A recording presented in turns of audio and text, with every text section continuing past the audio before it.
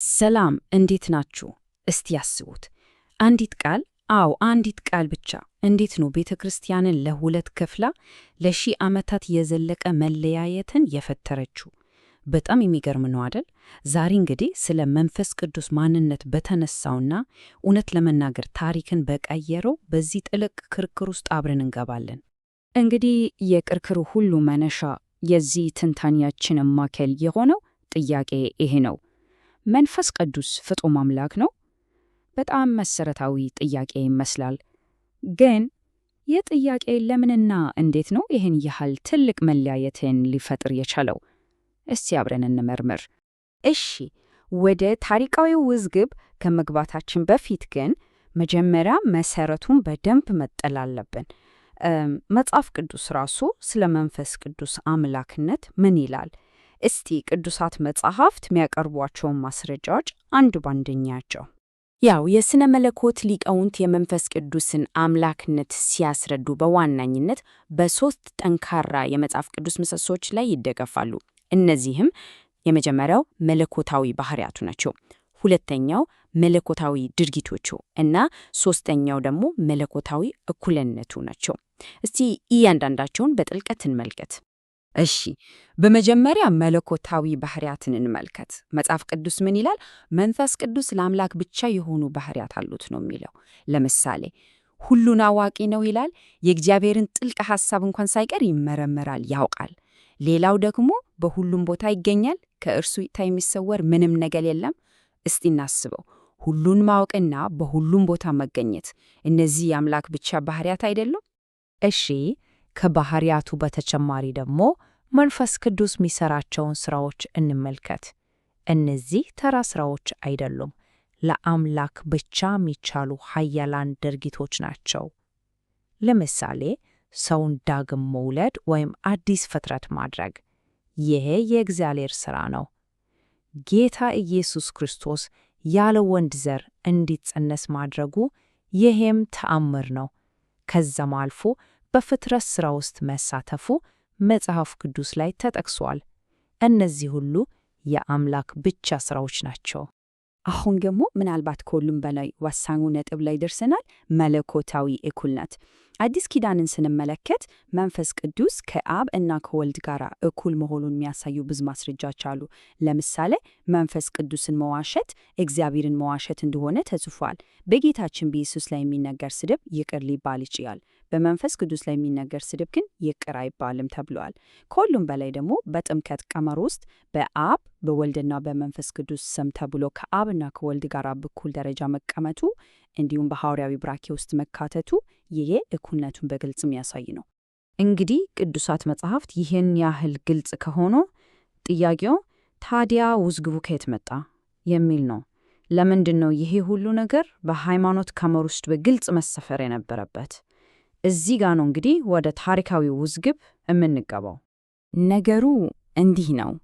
የጥንቷ ቤተ ክርስቲያን ይህንን አስተምህሮ በግልጽ እንድታስቀምጥ ያስገደዳት አንድ ትልቅ ተግዳሮት ተፈጥሮ ነበር። በወቅቱ መክዶኛውያን በመባል የሚታወቅ አንድ ቡድን ተነሳ እና እነዚህ ሰዎች ምን አሉ? መንፈስ ቅዱስ አምላክ አይደለም፣ ይልቁንም ፍጡር ነው ብሎ በግልጽ መከራከር ጀመሩ። ይህ ትልቅ ችግር ነበር። ይህን ተከትሎ እንግዲህ ቤተ ክርስቲያን ምላሽ መስጠት ነበረባት። እናም በጉባኤዎች አማካኝነት ምላሽ ሰጠች። በ881 ዓመት የቁስጥንጥንያ ጉባኤ ተሰብስቦ የመንፈስ ቅዱስን አምላክነት አጸና። ከዛም በ451 ዓመት የኬልኬዶን ጉባኤ ይህንን ውሳኔ ደገመው፣ አጸደቀው። ሁሉም ነገር እዚህ ጋር የተረጋጋ ይመስል ነበር። ነገር ግን ከጊዜ በኋላ በ589 ዓመት ላይ የቶሌዶ ጉባኤ አንድ ለውጥ አደረገ። ለውጡም ወደ ትልቁ መለያየት የሚወስድ ነበር። እሺ፣ የውዝግቡን ልብ ለመረዳት አንድ ቁልፍ ቃል ማወቅ አለብን። ስርጨት ይባላል። ይሄ የሥነ መለኮት ቃል ነው እና በቀላል አማርኛ ስትተረጉም መለኮታዊ ምንጩ ማን ነው ወይም ከየት መጣ የሚለውን ጥያቄ ይመልሳል። የመንፈስ ቅዱስን አመጣጥ ከሌሎቹ የሥላሴ አካላት አንጻር ይገልጻል። እናም የመጀመሪያው የሃይማኖት ቀመር ምን ብሎ ነበረ? መንፈስ ቅዱስ ከአብ ይሰርጫል ብሎ ነበር ያስቀመጠው ነጥብ። አሁን እንግዲህ ያንን ታሪካዊ ዘላቂ መለየት ወደ ፈጠረችው ወደዚያች አንዲት ቃል እንመጣለን። ያው ቃሉ ፊሊዮኩዌ ይባላል። ፊሊዮኩዌ ይሄ የላቲን ቃል ነው። ትርጉሙም በቀላሉ እና ከወልድ ማለት ነው። አዎ ይሄ ብቻ እና ከወልድ። ይህቺ አጭር ቃል እንዴት ጥቅም ላይ እንደዋለችና ምን ያህል ትልቅ ለውጥ እንዳመጣች አሁን እናያለን። እንግዲህ ልዩነቱ ይሄ ነው።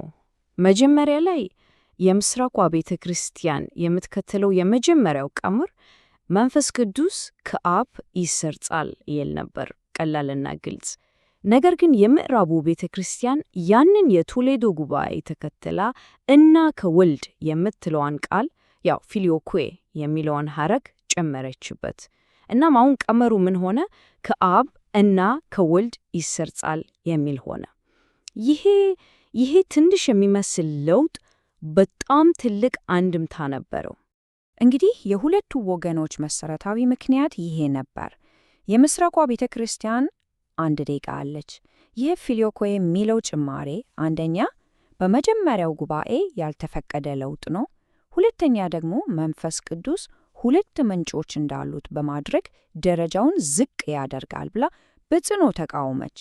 የምዕራቧ ቤተ ክርስቲያን በበኩሏ አይ እኛ ይህንን የጨመርነው የአብና የወልድን ፍጹም አንድነት ለማጉላትና ለማሳየት ነው የሚል ምክንያት አቀረበች። እሺ፣ ይህ ሁሉ ታሪክና የዘመናት ክርክር ዛሬ ላይ ለእኛ ምን ፋይዳ አለው ብለን ልንጠይቅ እንችላለን። ለምንስ ጉዳያችን ይሆናል?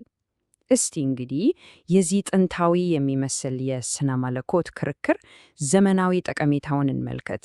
ይሄ ጥቅስ የክርክሩን ዋና ቁም ነገር ጠቅለል አድርጎ ይይዛል።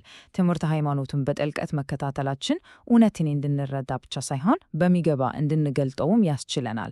ያው የፊሊዮኩዌ ጉዳይ እንደሚያሳየን በሥነ መለኮት ውስጥ ቃላት ትልቅ ክብደት አላቸው። እውነትን በትክክልና በጥንቃቄ ለመግለጥ የሚደረገው ጥረት ምን ያህል ወሳኝ እንደሆነ ያስገነዝበናል።